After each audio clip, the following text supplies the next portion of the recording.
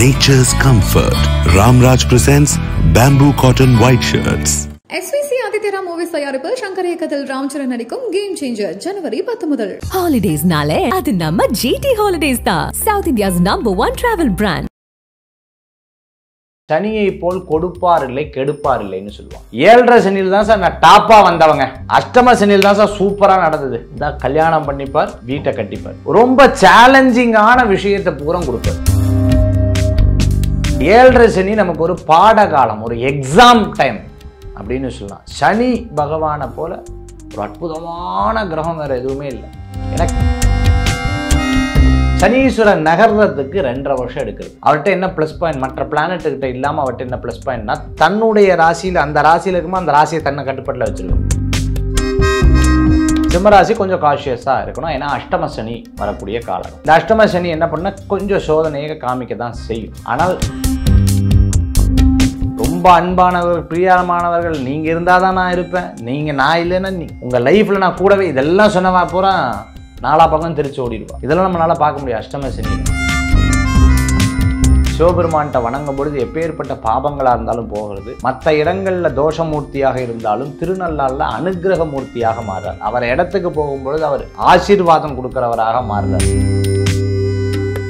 அன்பு வணக்கங்கள். இன்று நம்முடன் ஜோதிடர் மகேஷ் ஐயர் அவர்கள் நம்மோடு இணைந்துள்ளார். அவரோட நிறைய விஷயங்கள் நம்ம கலந்துரையாட போகிறோம். வணக்கம். வணக்கம். திருவார்க்கும் செய்தர்மம் கைகூட்டும் செஞ்சற் பெருவார்க்கும் பீடும் பெருக்கும் உருவார்க்கும் ஆதலால் வானூரும் ஆணி முகத்தோனே ஆதலால் குப்பும் பிரதம் கே வேல்வேல் முருகா வெற்றிவேல் முருகனுக்கு ரஹரோகரா. வணக்கம். 2025 புது வருடம் வர்றது.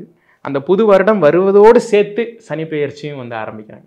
சனி பெயர்ச்சி அப்படின்னு சொன்ன உடனே நம்ம மக்கள் ஒரு பதற்றம், ஆகா 7.5 சனி வருது. இப்போ 7.5 சனி அப்படிங்கிற அந்த கான்செப்ட் என்ன, அதனுடைய தாற்பயம் என்ன? நம்மளோட வீடியோ நிறைய 2025 போட்டு நல்ல சிறப்பாக அத்தனை பேர் பார்த்தாங்க. நான் இப்போ தான் வெளிநாடு போகும்போது அங்கே எல்லோரும் சொல்கிறாங்க, சார் உங்கள் நிகழ்ச்சி பார்த்தேன், நீங்கள் சொல்லியிருந்தீங்க இந்த சப்ஜெக்ட் சொல்லியிருந்தீங்கன்னு சொல்லிட்டு. 2025 இந்த சனி பயிற்சி வரப்போகிறது. சனி பகவான், இந்த சனி பகவானுடைய சிறப்புகள் பற்றி நம்ம பார்ப்போம். ப்ளஸ்ஸு மைனஸ் ரெண்டனும் நம்ம பார்க்க போகிறோம். நம்ம ஸ்கூலில் படிக்கும் பொழுது பார்த்திங்கன்னா எக்ஸாம்னு வரும்போது படபடக்கும், கைகாலெலாம் நடுங்கும், ஒரு பயம் இருக்கும். நம்ம எதாவது தப்பு பண்ணோமா?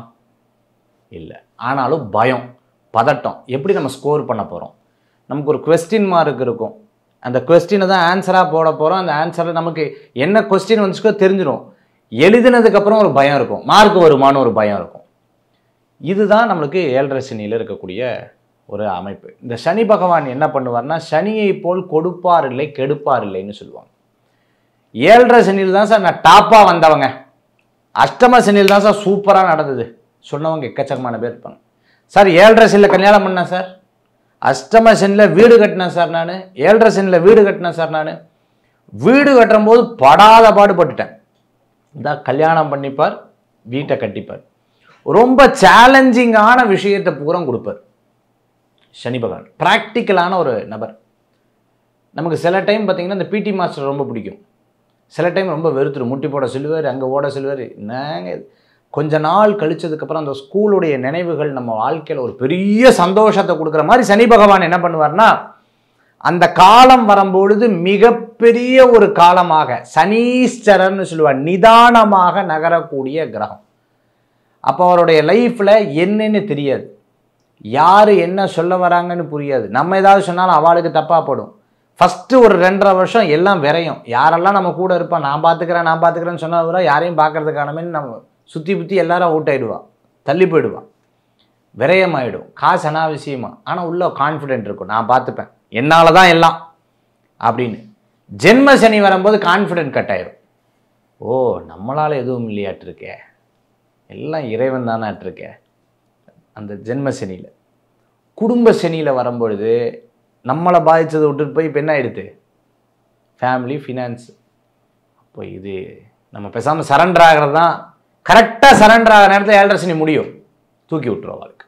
இப்போ இந்த 7.5 சனி நமக்கு ஒரு பாடகாலம், ஒரு எக்ஸாம் டைம் அப்படின்னு சொல்லலாம். சனி பகவானை போல ஒரு அற்புதமான கிரகம் வேறு எதுவுமே இல்லை. ஏன்னா கர்மகாரகன்னு சொல்லுவாங்க. உங்கள் தொழிலை நிர்ணயிக்கிறது சனி பகவான். உங்களுக்கு இந்த தொழில் மகேஷ் ஐயரா இன்னைக்கு அஸ்ட்ராலஜி சொல்கிறாரா, மகேஷ் ஐயரா இதை பேசுகிறாரா, மகேஷ் ஐயரா இந்த பிஸ்னஸ் பண்ணுறாரா, மகேஷ் ஐயரா இதை பண்ணுறாரா, அப்போ இதை சொல்லக்கூடியவர் யாருன்னா சனீஸ்வர பகவான். இது நிர்ணயிக்கக்கூடிய இது யாருன்னா சனீஸ்வர பகவான் தான். அதனால தான் அவர் வந்து தண்டனைக்கு தண்டனையும் சரியான விஷயத்துக்கு சரியான விஷயத்தையும் அள்ளி தரக்கூடிய ஒரு நபராக இருக்கார். இந்த 7.5 சனி அப்படிங்கிறது 7.5 வருடங்கள் நீடிக்கும் அப்படின்னு சொல்கிறாங்க. அதுலேயே மங்கு சனி, பொங்கு சனி, மரண சனி அப்படின்லாம் சொல்கிறாங்க.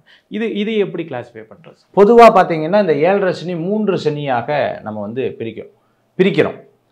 இந்த இந்த இந்த சனி பகவான் வந்து எந்த வகையில் அது வந்து பாதிக்கிறது, நமக்கு வந்து மறைந்திருந்து நம்மளை தாக்குறது, நேரடியாக நம்ம கூட அது பாதிக்கிறது, அடுத்தது நம்மளை விட்டு போக போகிறாரு, ஆனால் அதற்கு முன்னாடி ஒரு சோதனையும் கொடுத்து சாதனையும் கிடைக்கக்கூடிய ஒரு அனுபவத்தை நமக்கு கொடுக்கக்கூடியவராக இருக்கார். சனி பகவான் இது மட்டும் பண்ணல, அஷ்டம சனியும் கொடுக்குறார், அர்த்தாஷ்டம சனியத்தையும் கொடுக்கக்கூடியவராக மாறுறார். அதே மாதிரி பார்த்துட்டேன்னா ஆயுளுக்கு பயம் வரக்கூடிய சனீஸ்வர பகவான் இருக்கிறத நம்மளால் பார்க்க முடியும். சப்தமஸ்தானத்தில் இருக்கக்கூடிய சனியை பார்க்குறோம். இதற்கு தான் பெயர்களாக நம்ம புகுட்டுறோம். சனீஸ்வரன் நகர்றதுக்கு 2.5 வருஷம் எடுக்கிறது. ஒரு ராசியை விட்டு நகர்றதுக்கு 2.5 years. அவர்கிட்ட என்ன ப்ளஸ் பாயிண்ட், மற்ற பிளானட்டுக்கிட்ட இல்லாமல் அவர்கிட்ட என்ன ப்ளஸ் பாயிண்ட்னா, தன்னுடைய ராசியில் அந்த ராசியில் இருக்குமோ அந்த ராசியை தன்னை கட்டுப்பாட்டில் வச்சுருவார். தன்னுடைய முன்னாடி ராசியும் தன்னுடைய கட்டுப்பாட்டில் வச்சுப்பார், அடுத்த ராசியும் தன்னுடைய கட்டுப்பாட்டில் வச்சுப்பார். ஒரு நபர் எவ்வளோ இன்ஃப்ளூயன்ஷியல் பர்சனாக இருந்தால் பக்கத்தில் இருக்கிறவங்களையும் எங்களையும் சேர்ந்து நம்மளுடைய கட்டுப்பாட்டில் வச்சு நான் சொல்கிற மாதிரி இயங்க வைக்கணும்னு எவ்வளோ இன்ஃப்ளூயன்ஷியலாக இருக்கணும். அந்த இன்ஃப்ளூயன்ஷியல் பர்சன் தான் சனீஸ்வர பகவான். அவர் இருக்கிற இடத்திற்கு பேர் தான் மங்கு சனி, பொங்கு சனி, விரய சனி, ஜென்ம சனி, குடும்ப சனி, வாக்கு சனி, அதே மாதிரி பார்த்துட்டேன்னா சப்தம சனி, இப்படி எல்லா சனி பகவானுடைய பெயர்களும் உருவாக்கப்படுகிறது. இந்த 2025 சனி பகவானால் துன்பத்துக்குள்ளாகக்கூடிய ராசிகள், அதாவது இவங்கெல்லாம் கொஞ்சம் காஷியஸாக இருக்கணும் அப்படிங்கிற ராசிகள் என்னென்ன ராசி? ஃபஸ்ட்டு நம்ம சொல்லக்கூடியது பார்த்திங்கன்னா சிம்ம ராசிக்கு நம்ம சொல்கிறோம். சிம்ம ராசி கொஞ்சம் காஷியஸாக இருக்கணும். ஏன்னா அஷ்டம சனி வரக்கூடிய காலகம். இந்த அஷ்டம சனி என்ன பண்ணால் கொஞ்சம் சோதனையை காமிக்க தான் செய்யும். ஆனால் உங்களுக்கு சிம்மத்துக்கு 11 குரு வர்றார். எப்போவுமே ஒரு பிளானட்டரி பொசிஷன் எப்படி மாறுதுன்னா, சனி நல்லா இருக்கும்போது குரு நல்லாயிருக்கும், குரு நல்லா இருக்கும்போது சனி நல்லாயிருக்கும். ஸோ இது ஆட்டோமேட்டிக்காக அந்த ஒரு தன்மைகள் வந்து அவங்களுக்கு வர்றதை நம்மளால் பார்க்க முடியாது. அப்போது சிம்ம ராசிக்கு கொஞ்சம் கவனம் தேவை. ஆனால் குரு பரவாயில்ல, நல்லா இருக்கார். தனுசு ராசிக்கு கவனம் தேவை, அர்த்தாஷ்டம சனி கவனம் தேவை, பட் குரு வராரு, பிரச்சனை கிடையாது. கும்பம், மீனம், மேஷம் இந்த ராசிக்கு 7.5 சனி நடக்கிறது. ஆனாலும் குருவுடைய அனுகிரகம் கும்பத்துக்கு இருக்குது. ஸோ ஆக நமக்கு அதனுடைய தாக்கங்கள் இருக்குது. ஆனால் குருவுடைய அனுகிரகத்தில் சரியாது. அதில் சிம்மம், மீனம், மேஷம் கவனமாக இருக்கணும். சிம்மம், மீனம், தனுசு, மேஷம். தனுஷு எப்படி? 4ஆம் இடம் அர்த்தாஷ்டம சனி 4th பிளேஸில் வந்துடுறாரு. அந்த 4th பிளேஸில் வரும்போது அஷ்டம சனியில் பாதி வேலையை கொடுப்பார். அஷ்டம சனியில் பாதி வேலை. இந்த அஷ்டம சனியை பற்றி நம்ம சொல்லணும்னா 10 7.5 சனிக்கு சமானம். 10 7.5 சனிக்கு சமம். நீங்கள் ரஜினி சார் ஒரு படத்தில் கையில் ஒரே ஒரு காயின் இருக்கும், இவ்வளோ கோடி வச்சுருந்தா கடைசியில் ஒரே ஒரு காயினும், காயினை சுண்டி போட்டு இது சிங்க முகமாக இல்லைன்னா இந்த முகமாக நிர்ணயிக்கிறது காயின் தான் சொல்லுவார். அந்த மாதிரி தான் லைஃப் சேஞ்சிங். அந்த ஒரே ஒரு சீன், அந்த சீக்வன்ஸ் சீன் இருக்குது பார்த்தீங்களா, அதை பூரா அஷ்டம சீனில் ஒரு மனுஷன் பார்த்துருவாங்க. ரொம்ப அன்பானவர்கள், பிரியமானவர்கள், நீங்கள் இருந்தால் தான் நான் இருப்பேன், நான் இல்லைன்னா உங்கள் லைஃப்பில் நான் கூடவே, இதெல்லாம் சொன்னவா பூரா 4 பக்கம் தெரிச்சு ஓடிடுவா.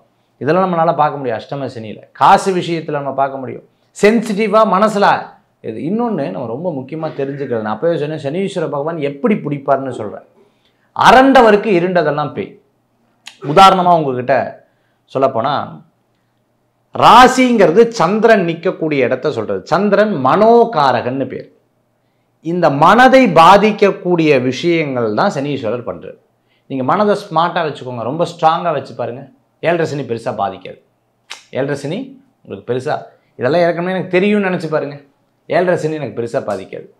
இதுதான் பெரியவங்க எப்போவுமே சொல்லுவாங்க, ஒரு காரியம் நடந்துக்க எனக்கு அப்போவே தெரியும் சொல்லுவாங்க, பார்த்துருக்கீங்களா? ஏன்னா அவங்க பல 7.5 சனியும் அஷ்டம சனியும் பார்த்துட்டாங்க. அதுதான் பிரச்சனைகளை எல்லாம் பற்றி பேசிட்டோம். தீர்வு, பரிகாரம் அப்படின்னு இப்போ நவக்கிரகங்களுடைய இன்ஃப்ளூயன்ஸு நம்ம ஜாதக ரீதியாக வாழ்வியலில் இவ்வளவு சிக்கல்களை ஏற்படுத்தும் போது தெய்வ வழிபாடு இந்த நவக்கிரகத்தோட இன்ஃப்ளூயன்ஸை கம்மி பண்ணுமா அப்படிங்கிற ஒரு கேள்வி இருக்குது. அது முக்கியமாக சனீஸ்வர பகவானை ஓரளவாவது கொஞ்சம் கம்மி பண்ணுமாங்கிற கேள்வி இருக்குது. நான் ஒரு தடவை இந்த காலில் வந்து லிக்மெண்ட் டேர், என்னுடைய லிக்மெண்ட் வந்து டேர் ஆகிருக்கு, அதாவது திசை கிழிதல், அது வந்து ஏற்பட்டங்காட்டி நான் நடந்துட்டுருக்கேன், எனக்கு தெரியல.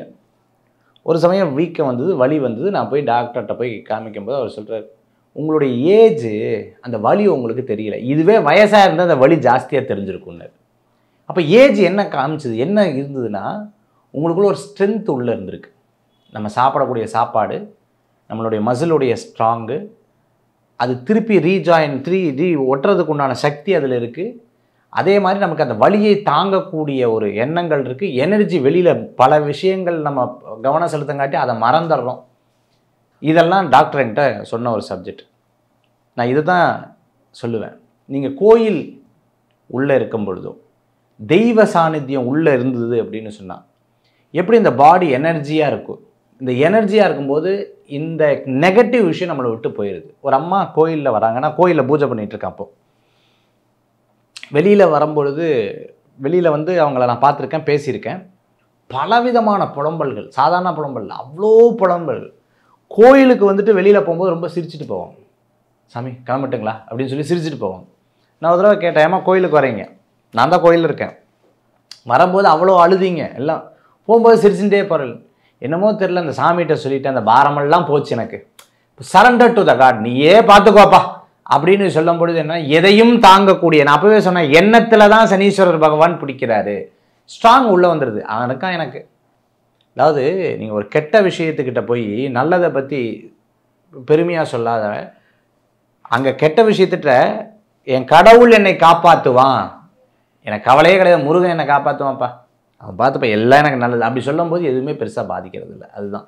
அதனால இந்த கோயில் பரிகாரங்கள், தெய்வ வழிபாடு இந்த 7.5 சனியை பெருசாக நமக்கு தாக்கிறதில்ல. இதில் ரொம்ப சொல்லக்கூடிய தான தர்மம் பண்ணணும்.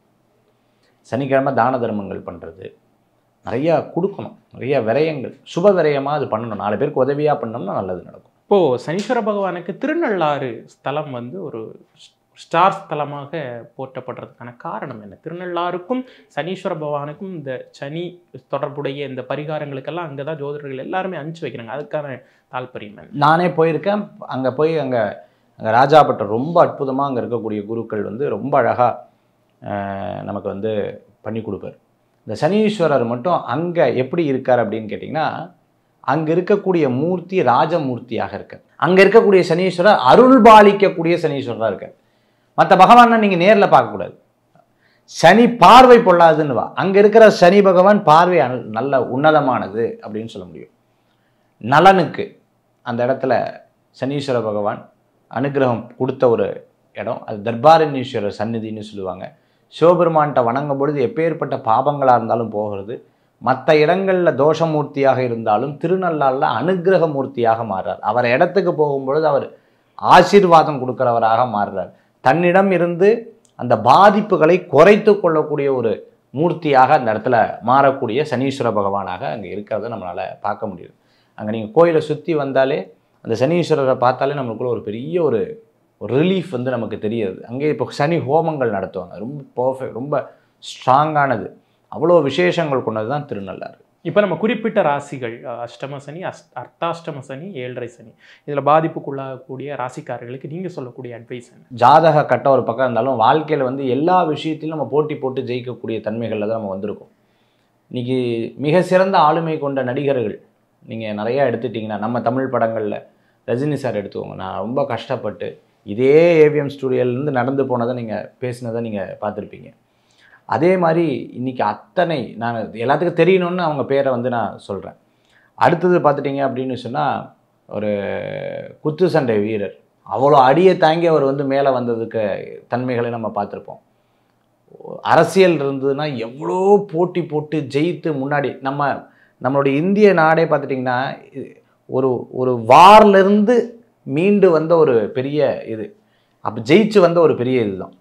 அப்படி இருக்கும்போது நமக்கு ரொம்ப பழக்கம், நம்ம மண்ணுக்கே ஒரு பழக்கம் இருக்குது, நமக்கே ஒரு பழக்கம் இருக்குது. எவ்வளோ பெரிய கஷ்டம் வந்தாலும் மீண்டு வரக்கூடிய தன்மை, துவண்டு மீண்டு, அதை கஷ்டப்பட்டாலும் அழுதாலும் கண்ணாடியை பார்த்து கண் கலங்கினாலும் உள்ளே போய் பாத்ரூமில் கண்ணில் தண்ணியை தெரியக்கூடாதுன்னு சொல்லிட்டு மூஞ்சில் இப்படி அடிச்சுட்டு வெளில வந்து சிரிச்சிட்டு இருக்கக்கூடிய கேரக்டர் நம்ம கேரக்டர்.